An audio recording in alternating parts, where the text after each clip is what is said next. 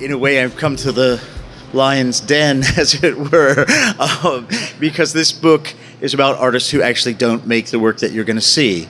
That isn't to say that they don't intellectually make the work and that the work isn't theirs. It's just that they physically don't make the objects. They work with artisans for these works to come into being. Now, many people have asked me, how I started to write this book. And for those of you who don't know my work, I do a lot of work in glass, and I work with artisans in Murano, in Venice, as well as in the UK where I live. And often they're very large pieces. We'll see one in a minute. But people always say, well, how do you blow glass? And they're very interested in the technique. And I say, I don't know, because I don't do it. Because the master artisans that I work with, they've spent like 30, 40 years learning how to do their craft. And it's fantastic to be able to work with them, and it's a privilege. And sometimes they know kind of things in Venice that they don't know in London, and vice versa. And I'm always being asked to spy on from one location to the other. And one of the reasons I think I'm allowed to work with so many different artisans is because I don't know how to make, and so I can't actually give away those trade secrets. You may or may not know, but into the 20th century, it was punishable by death for Venetian glassblowers to leave the city because they had so many techniques that were just in Venice. I don't know in the 20th century if anyone was actually put to death, but they certainly were before that. And that just gives you a little bit of history in the sense of the way that this book comes together, in the sense that it's looking at what seems to be a very new phenomenon, which is artists working with artisans. But that's actually not the case. This is a method of working that goes back hundreds of years. In the Renaissance, you had lots of what were basically studio systems, where young artists or artisans were working with the masters, and they were actually making a lot of the physical work, where the artist would make a model, and then his artisans would carve in the marble, most of it, with the artist sometimes just doing the finishing work.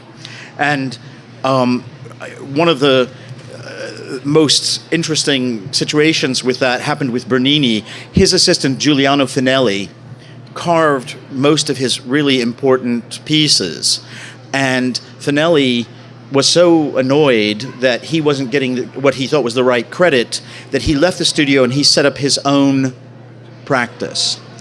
And Finelli was very much considered the best craftsperson for carving stone in that age. But once he set up his own studio, it was a bit of a disaster because he didn't have the ideas. So while he could carve beautifully, he didn't really know what to carve. And so Bernini found other people to help carve and continued to grow in reputation where Finelli did not. And so it's a situation which, as I say, artists working with artisans goes back a very long way. We all know the stories about Rembrandt, and if you have any idea of the value as opposed to the worth of a Rembrandt that's internationally accepted to be 100% by Rembrandt is probably worth 100 million. But almost everything that he painted in his studio, his assistants worked on. They worked with him in producing. And when someone bought a Rembrandt, they didn't care if it was 80% the artist and 20% the studio assistants or 30%. They were buying a work that came out and it was a Rembrandt. And that's how they saw it, and that's how he saw it. But of course, in our kind of more financial days, if you have a Rembrandt that's only 80% Rembrandt, it's probably worth about 1 million. So is that painting has it changed? No, of course it hasn't changed at all. But the value, the price of it has changed because the art market has very kind of skewed values in terms of how it looks at objects. And the father of the Royal Academy, who was Sir Joshua Reynolds, he was very famous for doing portraits of the aristocracy, the landed gentry, and he almost only ever did the face and the hands, because he had artists who just painted the taffeta dresses. Then there was another artist who just painted the pearl necklaces, and someone who did the diamonds. And then there was another artist who did the backgrounds. And because these were really very wealthy people, they wanted their house in the painting.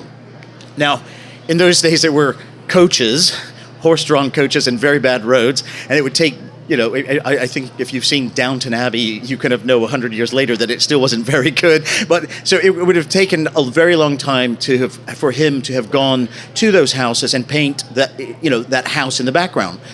So he didn't do it. He sent an assistant with the painting, and the assistant spent 2 weeks in a very rough carriage, and then would go to that house, paint that house in the background, and then it would come back to London, where Reynolds would demand that the sitters actually come to London, and then he would do the face and the hands.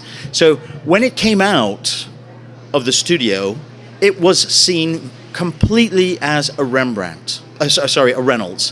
And it's the same with Rembrandt, and it's also the same with contemporary artists. So when Damien Hirst, you may boo if you like, when Damien Hirst has a lot of people making work for him, it comes out of his studio, and it's a Hirst, in the same way that a Reynolds came out of the studio. It's just a different point at which the artist stops actually interacting with the objects.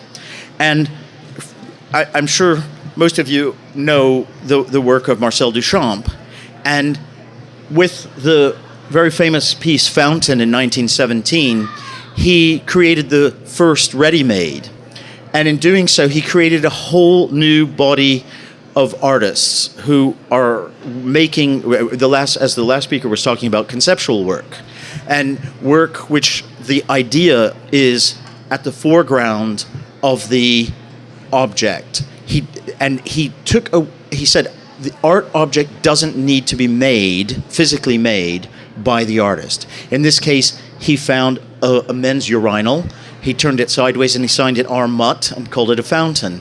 And of course, it caused a huge scandal in 1917. It still causes a huge scandal in many ways for a lot of people, because a lot of people who look at conceptual art, they see that quite rightly as the moment that it all went wrong, which I would disagree with, or the moment at which, in a way, two different schools of work came into being. And I like to think of it as the children of Duchamp and the children of Picasso. And they're making very different types of work. The children of Picasso are still painting, still crafting, still making objects. And the children of Duchamp are conceiving of objects, conceiving of work, and then they're having it manufactured. And, I was asked recently about this on the BBC, and I said, well, this argument is already over, because that piece was made in 1917, and that's almost 100 years ago. And 100 years of art made like in this way kind of shows that that's going to stick around. It's happened. But what we don't have to have is a war between those two types of work, or between art and craft. And I think I certainly don't advocate that, and I'm one of those people who says, no, I don't think we should be looking to be divisive in that way. I think they're just different ways of making work. This is another piece by Marcel Duchamp called Air de Paris, and his most important American collector, who was the Arnsbergs, they were extremely rich, and they asked him to make a piece of work, and he was in Paris, and he thought, what could a rich man not buy? I mean, this man could buy, was one of the, like a billionaire today. And he thought, he can't buy the air of Paris. So he asked a pharmacist to encapsulate some air of Paris. And that was one of the first glass pieces that he made. And again, as I say, he didn't physically make it. He had made. He encapsulated the air of Paris, and then he sent that to them. And they were thrilled. Actually, they liked it very much, and it's a really wonderful piece. Another artist who you may know as a sculptor and a painter, you might not realize that he's also done work in glass, is Jean Arp, and also Lucio Fontana, who had the glass. These are glass pieces made in Murano that puncture through the copper background. And Rauschenberg, again, an artist who you're probably familiar with, who made a very famous piece where he took a tire and he dipped it in paint, and then he made a tire print painting where he rolled the tire along the canvas. And then much later in his life, he had these glass tires made. Again, they come from his work, but again, he didn't physically make them. Now, the idea that I like to get across to people is, how many of you know what a Martin Scorsese film is? Right. Now, you also know that at the end of a movie, there's a whole host of names that come up, if not hundreds, if not thousands. And they're the people who made the costumes, because Martin Scorsese didn't make the costumes. He didn't design the costumes. He doesn't design the lighting. He doesn't do the editing. He doesn't do the set dressing. He doesn't do the acting. He doesn't do any of those things that make up the movie. And at the end of the day, you see all the names of all the people who did those physical things that make up the movie. But at the end of the day, if I say it's a Martin Scorsese film, you know exactly what I mean, because it's his film. Because he worked with a lot of people to create that film. And the same is true with architecture.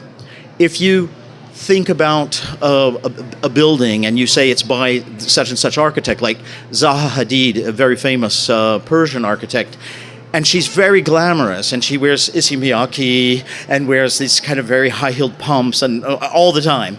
Now, she didn't plumb in the toilet of any of the buildings. She didn't put bricks and mortar together. She didn't do the electrics to make the building. But at the end of the day, we know what I mean by me saying that is a Zaha Hadid building. So the artists that I'm going to show you now are artists who work in a similar way to a film director or to an architect building an artwork instead of an object that is a built environmental work or a cinema work. So we're going to look at the different types of materials, because the way we laid out the book was that we thought actually the materiality of these works is really quite important. And one of the things that I try to do, and I certainly do in my own work, I always mention who the craftspeople are who make the work for me. And in the book, we tried very hard to get that information from the artists, or in this case, this was produced by the DNA lab in Brussels with their artisans. And I think it's really important that artists who are working in this way do credit the physical makers of the objects. Now, not all, a lot of people will say, how come everyone in the book isn't that way? And I'll say it's just because a lot of people hadn't thought about it. And when they were asked by us, who made that object, they either said they didn't know, or quite often people would say, oh, it's this guy called Joe. And I said, well, we can't put made by a guy called Joe. If you can give me his last name, we'll put his name in. And I think it would be really good if you did. So I try very hard to credit all the people that make work. This is, as I say, it's a piece by Anne Veronica Janssen, and it's a multiple edition. This is actually a table, if you couldn't tell from looking at it. It is officially a table made of uranium glass. And this company, DNA Lab, they commission artists and makers to do editioned works. And we'll see one or two others in a second. Many of you may know the work of Mona Hatoum, a Palestinian artist who works pretty much everywhere.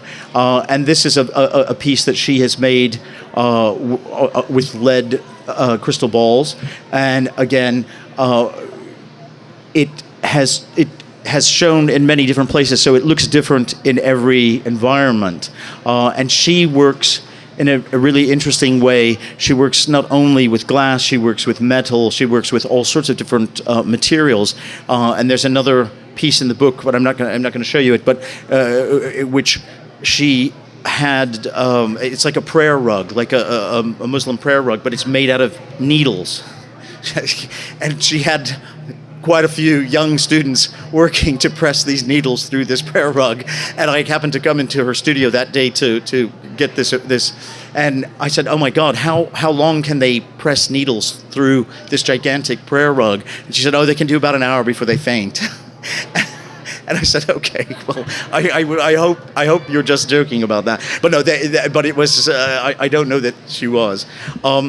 This is a work by Fred Wilson, who represented America at not this Venice Biennale, but the one before. And his work very much deals with his black experience in America. And when he went to Venice, he worked with the Barango studio to make works about the experience that he and other African Americans had in Venice, and so they're very political, a lot of his works. And I just want to read you something that Fred says about his working with artisans. He says, "When someone else makes your work, who they are goes into it as well. If they're connected to it, the fabricator can develop a wonderful relationship with the artist. Each person brings a different talent and aspect to it. It can take you in another direction." And it's interesting because the speaker before was talking about the notion of, in the physical making, different things happen. You actually learn to do something else, or it may take you in a different direction. And for someone like Fred Wilson, he's found that actually happened for him, even though he didn't physically make it. And that's completely at odds with the work of Maurizio Cattelan, which you may be able to still see. I don't know if the show is still on at the Guggenheim. He's got a one-man retrospective at the moment. And Maurizio Cattelan says about making, he says, "The idea that the artist manipulates material is not something that I agree with. I don't design, I don't paint, I don't sculpt. I absolutely never touch my works." So those are two very extreme different positions, the one that Fred is taking and Maurizio Cattelan is taking. And I think they're perfectly valid. They're just different ways of making. But I'm trying to show you the real, broad ends of the spectrum. This work by Kiki Smith, again, someone you might know, she's an American artist. She makes a lot of work in bronze as well. She makes paintings, but the glass work, all of the glass work is very kind of minimal and geometric. And I asked her why she chose those forms, and she told me what she wanted to do was to remove the fingerprint of the maker by choosing very kind of mathematical forms. So sometimes they're like cones, or here are just slightly off circles. And I spoke to one of the glass makers that I work with, and I said, "What do you think of that?" That she says that by doing this, she's removing the fingerprint of the maker. And he said to me, "As a maker, I could always tell the ones I made.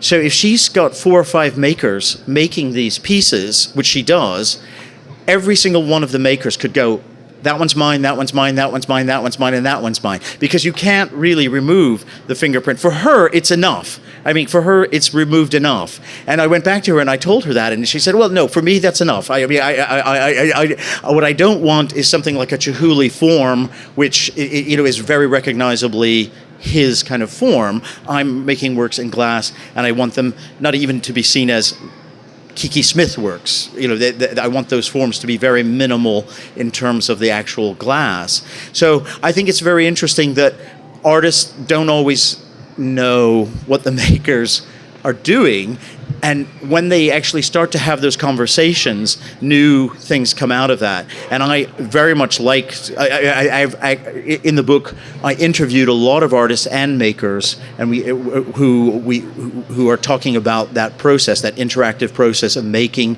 work for somebody else. This piece is one of my works, and it's owned by the Museum of Art and Design in New York, and as a matter of fact, I think it's up at the moment. And as you can see, I do make very large pieces, though not always. I mean, I also make much smaller work too. But for me, what has to happen is the actual installation has to be something that I have a real control over, because this piece looks different in every site, because it reacts to the architecture. We have to find a solution for the architecture of the museum that it's showing in, because it's like a necklace for a museum, for a building. So it was actually made with this notion in mind that it was like for a Nordic god like Thor, and I was making a show in Norway, and in they had just renovated it, this building, and in the building they found a Viking burial grave. And in the burial grave, there was a Viking with a Roman necklace, a Roman glass bead necklace, which obviously had been stolen because the Vikings didn't have that technology.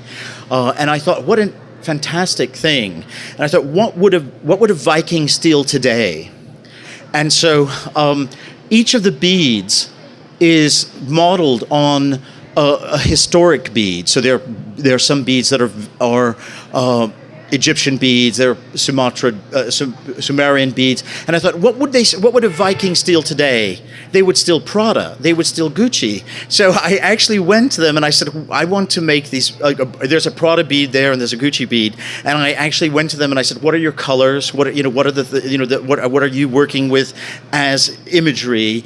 And so we made a Prada bead and a Gucci bead, and it's very funny because all my students always go for those beads, even without knowing what they are, because it's within the taste. It's within a modern taste, which is very different from. There's an Egyptian bead I mean, these are quite big beads, but it doesn't look like it's from now, whereas those Gucci and Prada ones do. This is a really fantastically hilarious piece.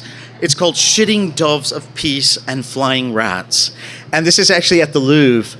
And these are glass pigeons. And it's also glass pigeon poo. And it's in a huge room, a big square room, and there are 4 of these huge paintings around this huge courtyard. And when you come in, it actually looks like there are pigeons that have gotten into this room. And so Jan Fabre is making a really sly, interesting joke, because, of course, the paintings are these kind of still lifes with all the animals and the fruits and things like that. So it's also very kind of funny work. And I think it's quite important to know that, in some ways, lots of things can be humorous and still be serious. We always tend to see art, especially this type of work, as not being very amusing. Now, this is another piece which I absolutely adore and is also quite funny. This is called Still Life, a piece of bread by Ugo Rondinone. And that, which looks exactly like a piece of French bread, is bronze. It's hand-painted bronze.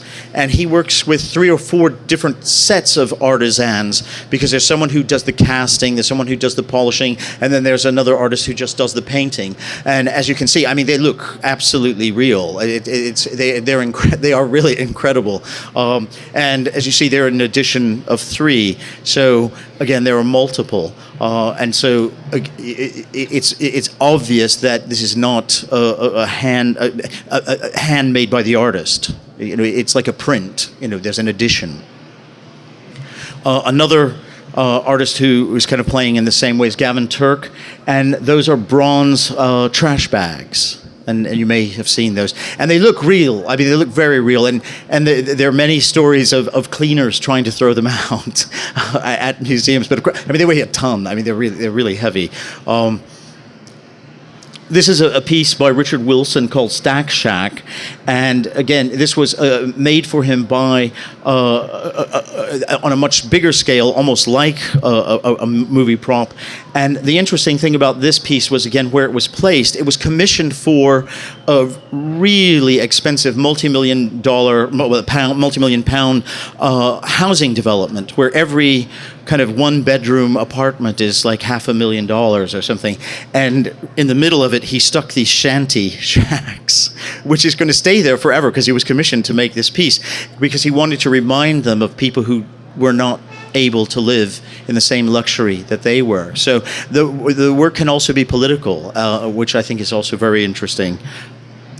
This is another political piece by Keith Coventry, which the local government decided to plant trees on what are called council housing estates for very poor families, but they didn't really do any consultation. They just kind of went in there and they did it, and the kids just destroyed all the trees.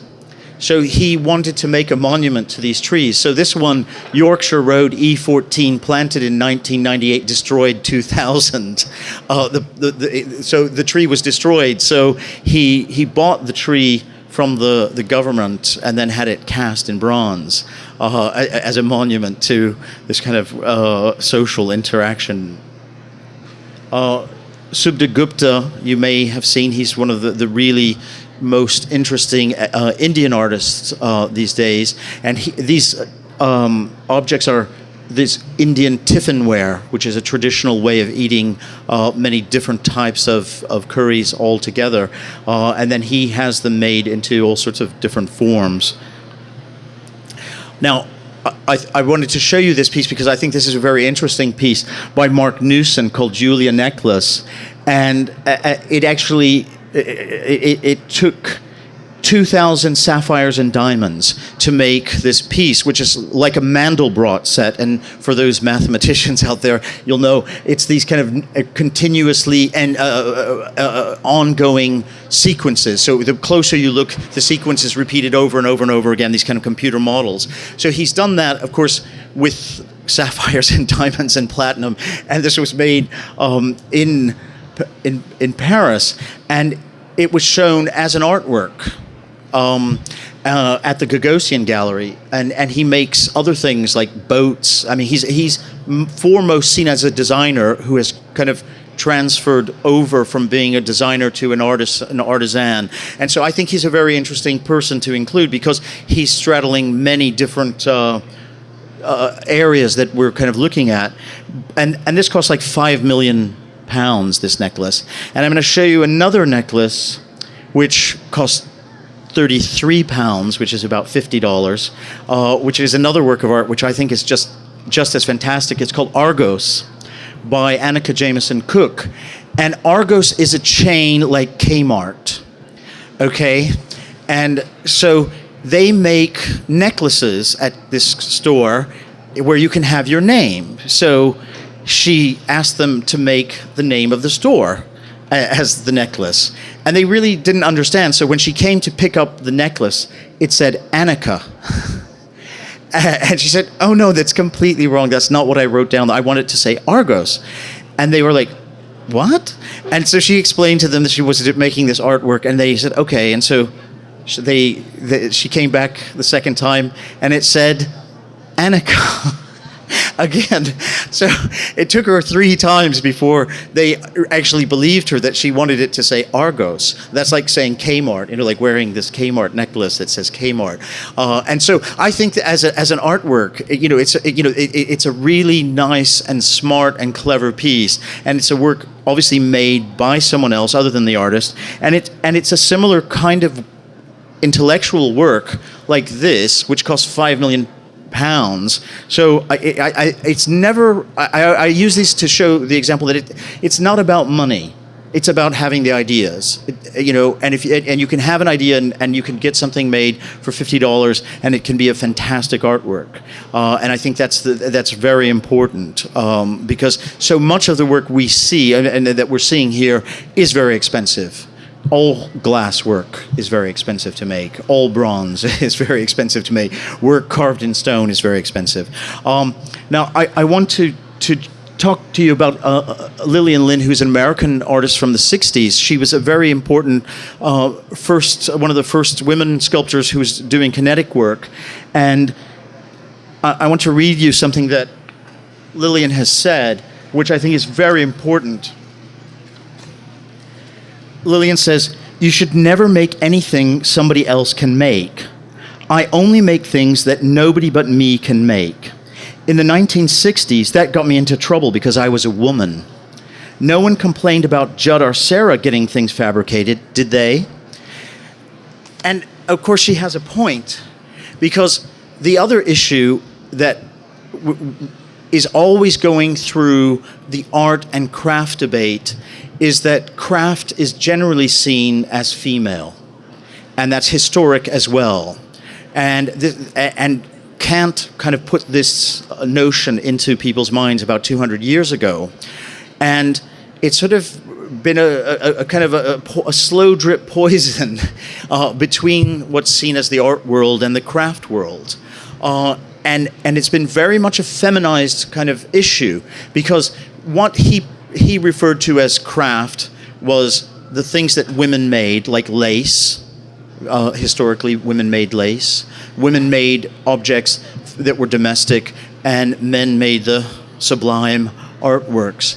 And so Lillian highlights this in her work by saying, what about, just because I'm a woman I'm having people make this work for me, it's no different from her contemporaries like Sarah, who makes these gigantic metal arches, which, are made in a foundry, which take hundreds and hundreds of people to make. But as a man, no one ever questioned his right to do it. But as a woman, people questioned her, and that was and I think that's a really important point, because we tend to forget, that women are still incredibly underrepresented in art museums, in craft museums, and when you look at the statistics around the number of one-person shows, there's a group of activist women called the Guerrilla Girls. And when they started working, 2% of shows, one-person shows at museums like the Whitney and the Modern were women's work. And after 30 years of hard campaigning, it's gone all the way up to 5%. Okay, so this is a real issue, and when I have female students, they say, "What can I do?" And I say, I really don't know. I mean, I think it's it's unbelievable that in this day and age, as a woman, you have a very different chance of getting a show than a man, and I think it's completely untenable. But it is where we're at, and as I say, going back to the notion of art and craft, that has always also been an issue in terms of how craft was perceived, that it was something that women did. And obviously that isn't the case. Some of the work that I make myself, I do specifically because I want people to assume it was made by a woman. So I do a lot of embroidery, which is with pearls on leather. And they're actually quite rude pieces, but I won't go into that. But I just wanted to say that every time they're shown, everyone assumes they were made by a woman because they're embroidery. And people say, "Oh, what is her name? Who made those?" And I'm trying to play with this notion, this expectation about what men make and what women make, or what men are allowed to make and what women are allowed to make. And obviously Lillian is as well. Scott Burton, an American who did a lot of work with chairs, and a lot of the chairs were wood, but he also made a huge number of them out of stone, and you probably see them outside a lot. Most museums have one of these, and they're outside, and they're not only for seating, they're kind of performance art spaces where people were meant to perform.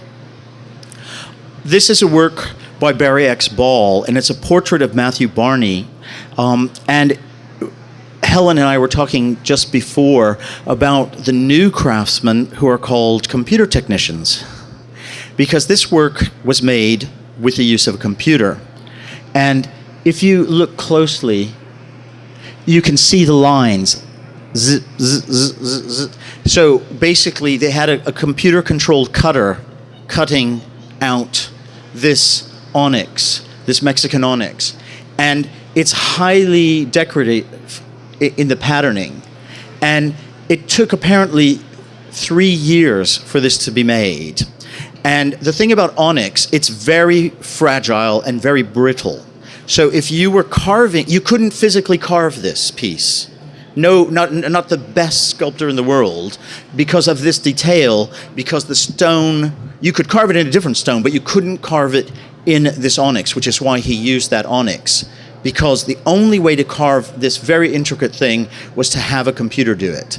So that's the new craftsman, and there's a lot of work being made, but not just what is seen as artwork, but there are really incredible jewelry work being made with CAD systems, with printing systems. There's a lot of pots are being made now with this. So it's the new kind of thing to look out for in terms of the new artisans.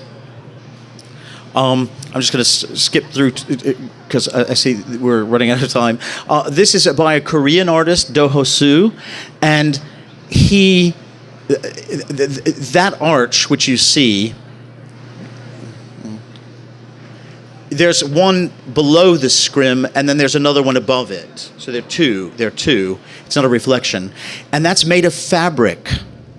And he has Korean women sew all those millions of pieces of fabric together into these really fantastic and very elaborate architectural pieces. He has done a piece where he took the whole of his apartment in New York and had it remade in South Korea in fabric.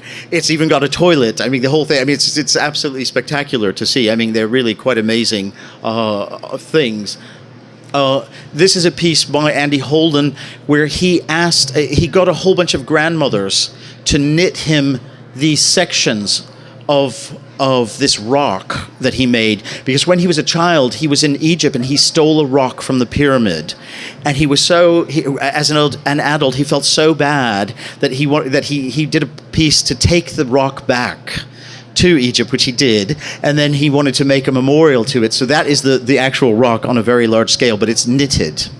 I'm going to go to another knitted piece because this goes to the notion of making.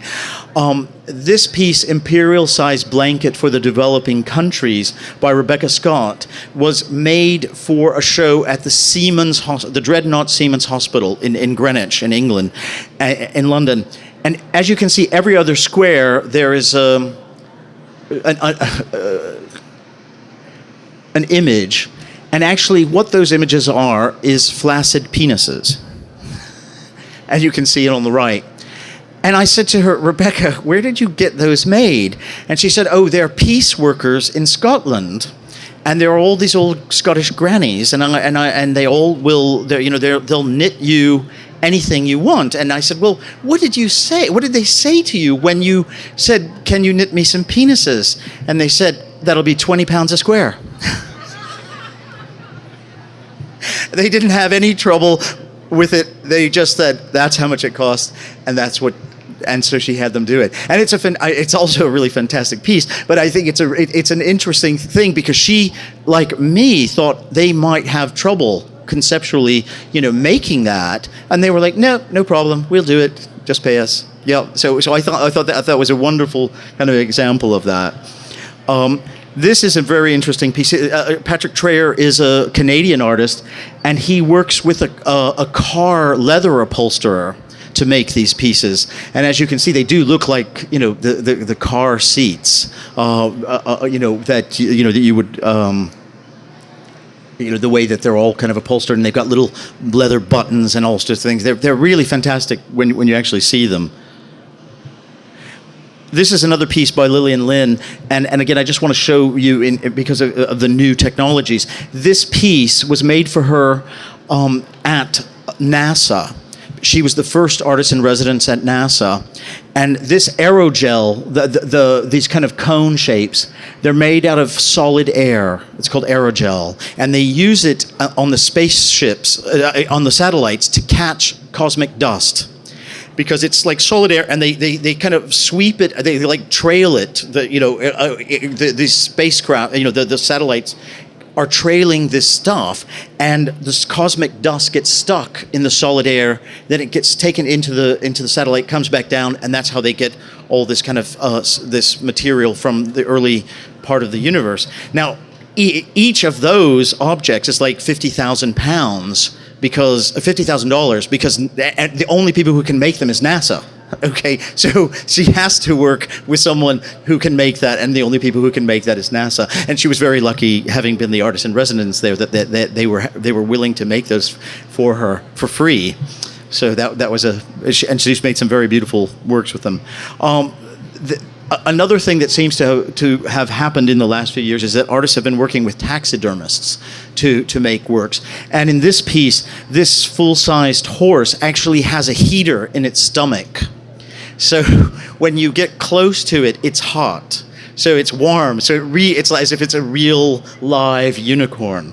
And it's I think that's quite a strange and interesting piece. Again, many of you will know there are a lot of artists work with neon.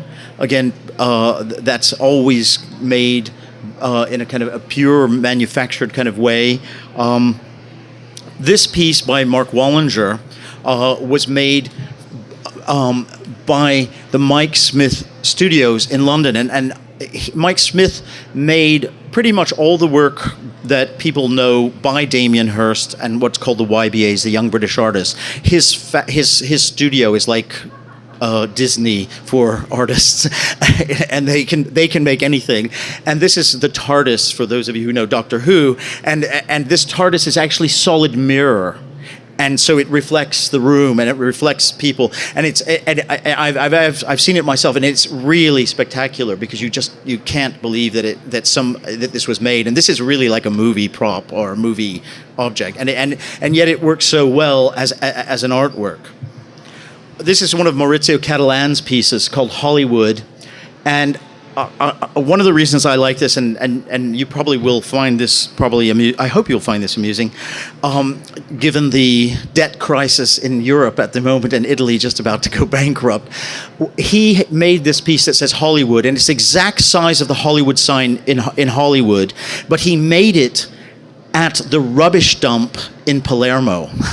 So just below there, it's all the rubbish from the city of Palermo. And again, it's a very political statement that he wanted to make about the Italian politics. And it went down very well with artists, but the Italian political classes didn't like it very much. Some of you may have seen this piece by Charles Ray called Fire Truck. It was for the Whitney Biennale. And what he did, he took a children's toy, a plastic toy truck, a fire truck, and then he had it blown up to the size of a real fire truck. And again, it's made out of plastic. And it was parked on the street for the period of the Whitney Biennale. But it still looks like a toy. It doesn't look like a real fire truck, but it's the same size as one. And again, that's the sort of thing that no one person could make. I mean, it's an object that requires a big production. This work, again, is another political work by Johann Hendricks. It's called 6,128,374 grains of sand. And the reason he knows that is that he employs illegal alien workers to count the sand. Okay. And these are illegal workers in Germany. And then he has the sand encased in the glass. And he provides them with a really very nice working environment to count sand, and they then have to do this horribly mundane thing because he's trying to highlight, of course, what most illegal workers have to do is those terrible. They clean the toilets, they cut the lawns, and they count grains of sand. So it's a very political piece, and still also a beautiful object, and it really speaks about work and manufacture in the sense of what work is and how people do work. Many of you may know the Chinese artist Ai Weiwei, who keeps getting arrested by the Chinese because he's a very political artist. This piece, which is called Bench, if you look the end of the bench, the whole piece of wood is in the shape of China, the map of China. That's the outline of the shape of China. Okay? Now, the wood itself was from a Qing dynasty temple, because, of course, the Chinese destroyed all the religious temples. So he has made a whole series of works where he's gathered up all these pieces of wood from these temples that they destroyed. And so, like this piece, they don't like this piece. They don't like pretty much anything he makes, because he's very, he's a very thoughtful artist, and I wish him well that he can get out of China. He's very much under house arrest at the moment. This is a work called Hinoki, and it looks like a tree. And it took a Japanese carver and his team 3 or 4 years to carve this tree out of hinoki wood. The artist, Charles Ray, found a redwood tree in California on his property that had fallen over. And he thought, I'm going to make a work, and I'm going to have this redwood tree carved out of white hinoki wood. So he shipped the tree to Japan, where they relished the idea of actually carving a tree out of they glued together hundreds of pieces of wood to make this gigantic sort of thing, and then they carved the tree to look exactly like the other tree. So this is not actually a tree. This is a made object. And again, Charles Ray was very adamant that the artisan's name is there, because obviously that was an incredible feat of work. And I'm going to end with this work by Sam Durant. It's called Unique Monoblock Resin Chairs, built at Zhaoji Studio, Zhenemin, China, produced by Ye Jing Yu with craftspeople Zhu Fu Fa and Shenzhong Lang, Kang Yutang, project manager and liaison. That's the name of the work. The name of the work is all the people who worked to make it. And those look like, cheap garden plastic chairs, but they're actually porcelain. And so they're life-size porcelain pieces, which are incredibly difficult to make. They just are. And if you actually see them, you're kind of knocked out how fantastic they are. And he was so taken aback by how fantastic their craft skills were that he said the works can only ever be reproduced with the full name, which, like at the end of the movie, lists all the people who worked on that project. So thank you, and I'm open for a few questions or comments.